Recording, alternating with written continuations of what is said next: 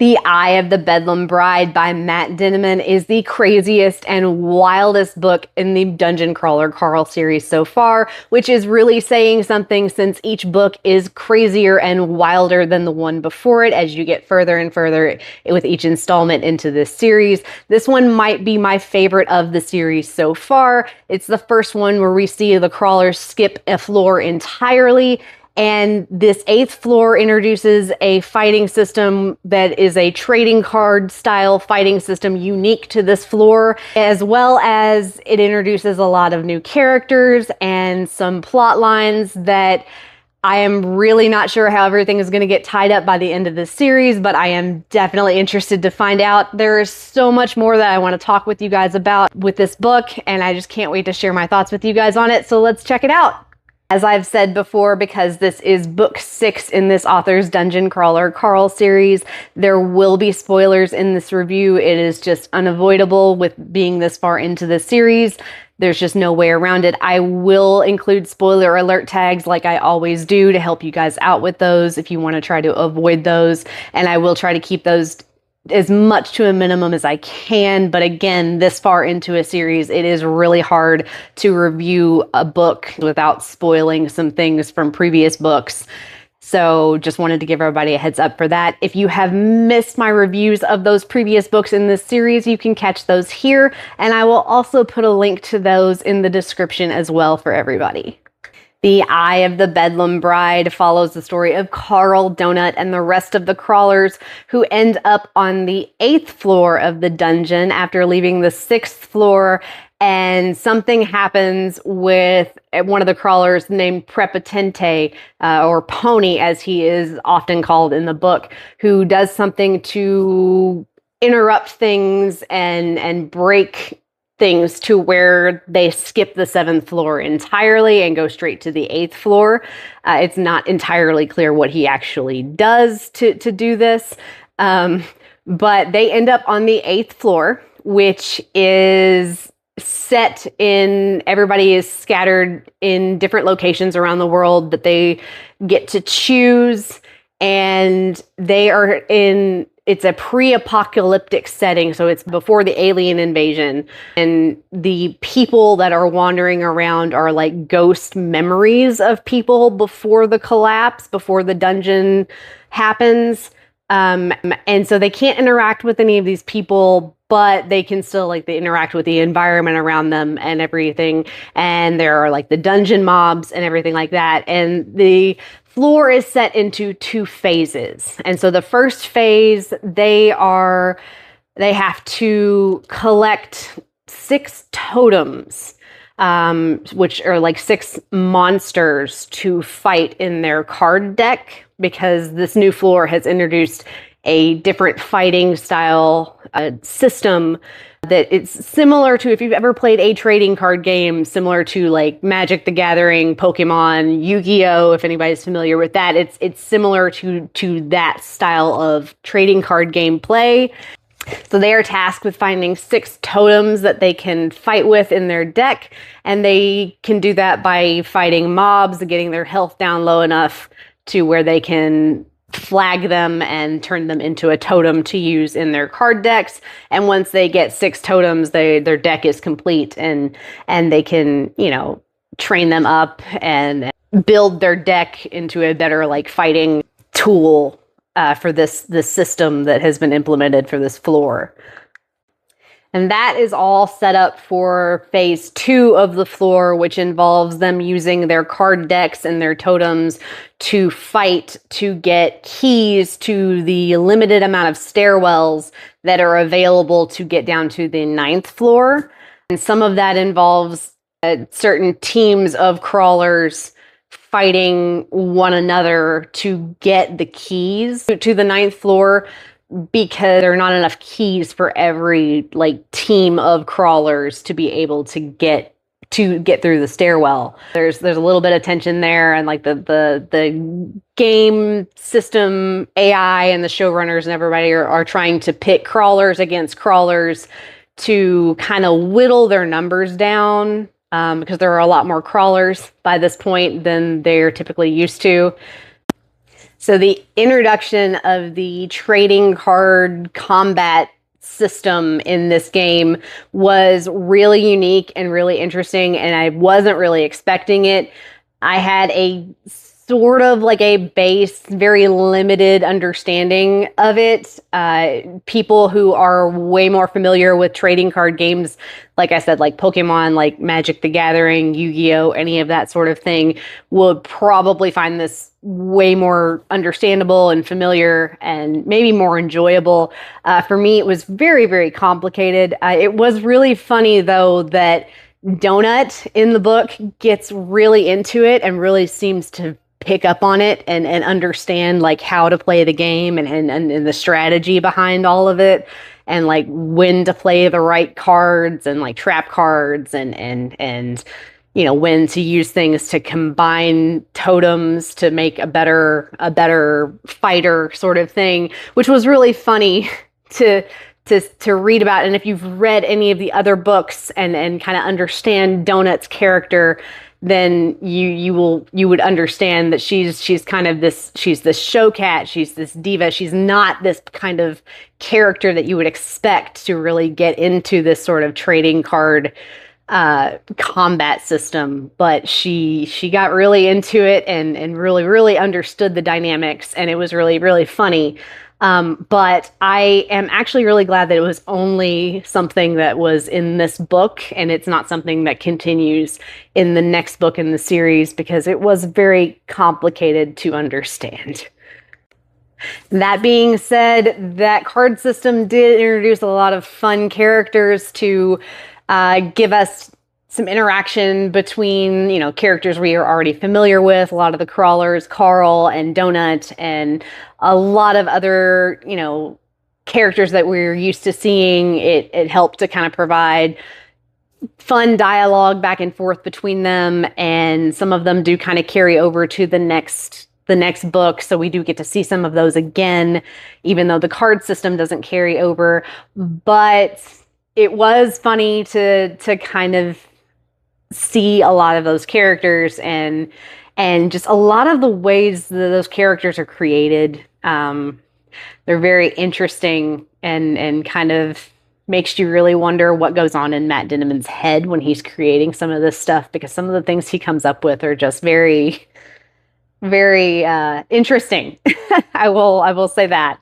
But it was a nice side benefit of this new unique sort of card-based system that he implemented in this book that was really, really fun and really added to the enjoyment of reading this book for me. One of those characters ends up being She Maria, who is the title character of the book. She is known as the Bedlam Bride. She is this spider character who she's an NPC. She's a mob that has like these abilities to cause people to go insane, to just cause insanity, cause all kinds of havoc. And she ends up making a bargain with Carl and Donut that if she lets them turn her into a card and use her in their deck, that she will help one of the other characters, Samantha, regain her body, because she has some knowledge about that, but the knowledge is only accessible on the next floor.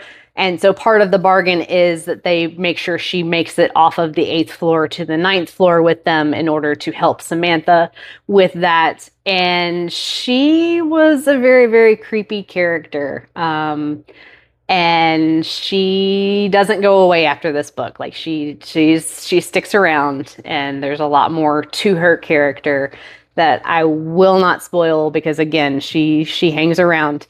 But she was a nice introduction and very creepy. If you're not a spider fan, which I am not, so definitely adds to the creepy factor. But she's a good fighter for their deck. Like she's a great addition, but Yeah, she was scary. But it was a nice character addition and was just another example of, Matt Dinniman's creativity, both with adding this card style fighting system and with creating these different plot lines and different storylines with these characters. So in addition to them trying to get off of the eighth floor and make sure as many crawlers make it off the eighth floor as possible, without, crawlers having to turn on each other, there is also a lot of setup for what is supposed to happen on the ninth floor, which is faction wars, which is this big military campaign where a bunch of different factions throughout the galaxy uh, participate in this big war campaign. And what is interesting about this particular run of the Dungeon Crawler World show is that Carl and Donut have been able to pay for a spot on the faction team. So the crawlers are able to actually participate in their own faction rather than being conscripted or having to hide during the ninth floor. So typically in previous seasons, what has happened is that they are either they're conscripted to fight for other factions, or they go off and try to hide or fend for themselves until the faction wars are over. But Carl and Donut have paid to be able to have their own faction, their own team. And in addition to that, the NPCs that are in the dungeon, who have kind of become aware that they're NPCs, have created their own team and earned the right to be a team and be a faction themselves. So, there's new developments and there's a lot of talk in this book that sets up for the next book, which is the ninth floor for faction wars. And it's just really, there is a lot going on in this book and just lots of moving parts. And it's just, there's so much fun to read. This series really, really feels like it's ramping up to something, and I'm not really sure where it's going to go. And I honestly can't wait to see how it's going to play out, because I have no clue what's going to happen.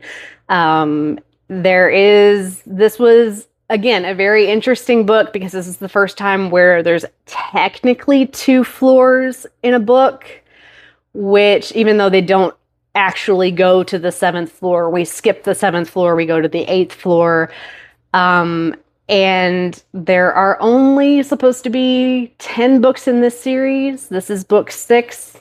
Book 8 just came out recently, and there are 18 floors of the dungeon. So I'm really interested to see how this is all going to play out, if they're going to make it to the 18th floor, because I'm doing the math and it's not it's not working out for me. So I will have to definitely have to see what happens. There have been a lot of moving parts in the most recent books that I've been reading, from like book 5 on. It feels like things have just been moving very, very fast and progressively, and there have been just lots of things going on at once that I'm really not sure how everything is going to get tied up, if everything is going to get tied up by the end of the series. But I am very much looking forward to how it's all going to play out.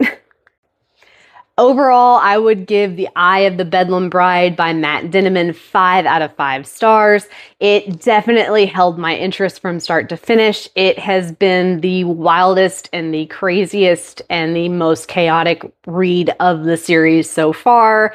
And I cannot wait to see what is going to happen in the next books that are out. I can't wait to see what is going to happen by the end of this series when it is eventually finished, because like I said, there are only a few more books left to finish out this series, and there are still a lot of floors left for them to cover. And I am loving every single one of these books that I get through. It is a very, very entertaining ride. The characters are entertaining. The message is just fantastic and much deeper than I expected it to ever be when I first picked up this book series. I'm having a lot of fun with it. If this is something you think you would be interested in and you haven't picked up any of these books, definitely start with the first book in the series just because you will be lost otherwise. But they end on a cliffhanger that makes you want to pick up the next book immediately. So I don't think blowing through these is going to be a problem for you if you're interested in checking them out. And that is all that I have for you guys for my review for this week. If you have read this book or you are interested in reading this series and you have thoughts, please feel free to share those in the comments with me. I'm always eager to hear what you guys think about these books, especially this series. I am always eager to talk with anybody about all things Dungeon Crawler Carl, so definitely leave those comments for me. As far as what I am reading this week, I have been reading Happy Ending by Liese. This is a romantic comedy about the story of Thea and Alex, who become friends when their exes get together and end up weaving a story to them about how they are old friends and first loves, that eventually they have to play the part when they're invited to on a two-family vacation with their exes and have to pretend to be in a relationship, but end up wondering how much of that is really pretend. And it is a cute and heartwarming and funny story so far that I am really enjoying. It's a book that my book club is reading for this month that I am a huge Liese fan. I've read a lot of her books. She is a really fantastic author. She's also really good at writing books with some sort of diverse representation going on. A lot of her books, she has a character who is neurodivergent in some way or has some sort of disability or something, which I really appreciate. And I am really, really enjoying this book so far. And if it sounds like something you might be interested in, definitely give it a look. For those of you interested in finding out what's next on the channel, be sure to be on the lookout for my review of I, Medusa by Ayana Gray. This follows the story of Medusa, who gets the chance to leave her family's island and train as a priestess in Athena's temple, but a chance meeting with Poseidon changes everything for her in unexpected ways, and she becomes something else entirely. This is such a great book. And it's something that I have not really come across before. It's a story that focuses on Medusa's origin story, which I have read Greek mythology stories in fiction that have Medusa in them, but she's never the main character. She's usually a side character, or is she some sort of antagonist? This is more of a she's the main character, and this is kind of an origin story for her that I am really, really enjoying, and I cannot wait to share my thoughts with you guys on it, so definitely stay tuned for that one. That is all that I have for you guys for today's video. If you saw anything in here that you enjoyed and you want to see more like it, please be sure to like and subscribe to the channel for more content. Otherwise, I will see you next time, and happy reading!